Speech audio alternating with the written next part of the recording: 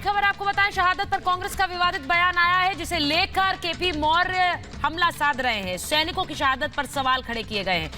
CDS general Bipin Rawat की शहादत पर भी सवाल उठाए गए। सैनिकों की शहादत राजनीतिक साजिश है, कह रहे हैं कांग्रेस के एमएलए वीरेंद्र सिंह का बयान आया है और वो कह रहे हैं कि किस तरह से पुलवामा हुआ तो उसके बाद 2019 जीत हुई।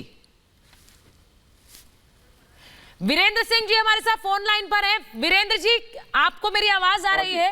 पहली बात तो मैं सर आपसे यही पूछूंगी, आप अपने बयान पर कायम है क्या सर? शहादत को आप सीधे राजनीति से जोड़ रहे हैं, राजनीतिक फायदे से जोड़ रहे हैं? नहीं मैडम, मैंने कहा शहादत को राजनीति से जोड़ा, ऐसा कोई स्टेटमेंट मेरा था नहीं। मैंने तो ये कहा था कि ये घटनाएं अजीब संयोग क्यों होता है, ऐसा अजीब संयोग क्यों होता है? आपने एक के बाद एक सारी घटनाएं जोड़ दी और आप कह रहे हैं कि अजीब संयोग क्यों होता है, यानी कि पुलवामा का जो हमला हुआ उसके बाद आपने कहा बीजेपी की बड़ी जीत हुई। आप क्या कनेक्शन देख रहे हैं इसमें?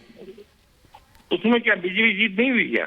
मैं गलत बोल रहा हूँ? नहीं तो हुई तो उसका पुलवामा की घटना से क्या लेना देना था? नहीं, उससे मैंने पहले बोला जो गवर्नमेंट थी नोटबंदी लेके आई, जीएसटी लेके आई है, नोटबंदी आई, जीएसटी आई है, उसके बाद में सब गरीब आदमी, ये लॉकडाउन लगा, बिहार का हर आदमी गरीब। सर आपने ये भी बोला कि बिहार चुनाव से पहले 18 जवान शहीद हुए, आप इसे सीधे चुनाव से जोड़ रहे हैं। मैं आपसे पूछ रही हूँ चुनाव से क्या लेना देना शहादत का? मैंने चुनाव नहीं सुना। मैं सहयोग क्यों होता है ऐसा?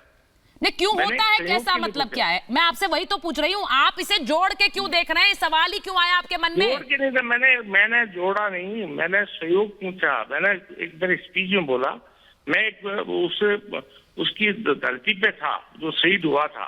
वीरेंद्र जी, मैं आपसे पूछ रही हूँ कि शहादत का चुनाव में जीत से क्या मतलब है? क्या कहना चाह रहे थे आप?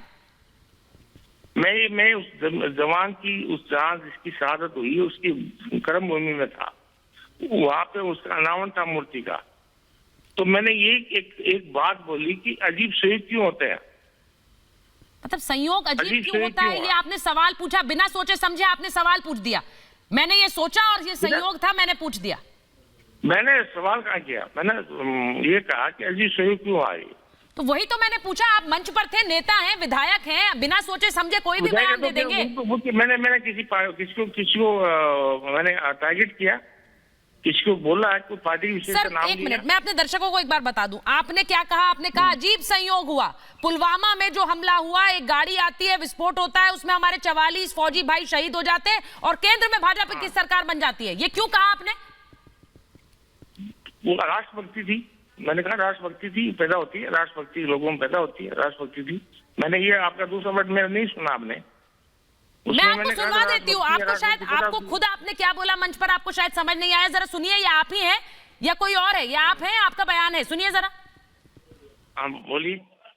पुलवामा में एक हमला हुआ, एक हाईवे जिसपे मिलिट्री की ट्रेनें जा रही है, उस पे एक गाड़ी सारे सुरक्षा चक्कर दौड़ते हुए आती है और उस पे हमारे 44 चिताएं जलती है हिंदुस्तान के हर कोने कोने में।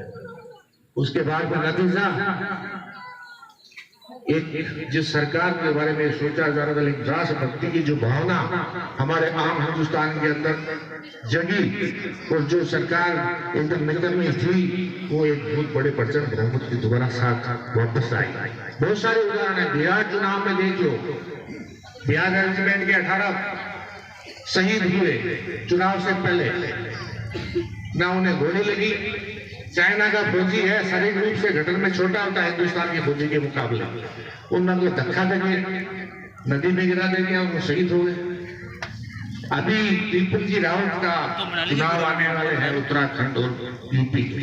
पता नहीं अजीब सहयोग है ये। इसलिए हमारी तो यही है कि हमारी इस भूमि को शहादत मिले तो एक अच्छे कर्म से मिले, एक षड्यंत्र के रूप में हमें स्वागत नहीं मिले।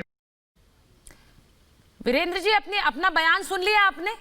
आप ये शहादत की बात कर रहे थे और आप इसे सीधे सीधे चुनावी जीत से जोड़ रहे थे और वहां बैठे लोग तालियां बजा रहे थे। क्यों तालियां बजा रहे थे? वो तालियां बजा रहे थे, जनता जाने और तालियां क्यों बजा रही? जनता जाने। मैंने नहीं कहा उनको तालियां बजाने के लिए। आपको नहीं पता कि तालियां क्यों बजी?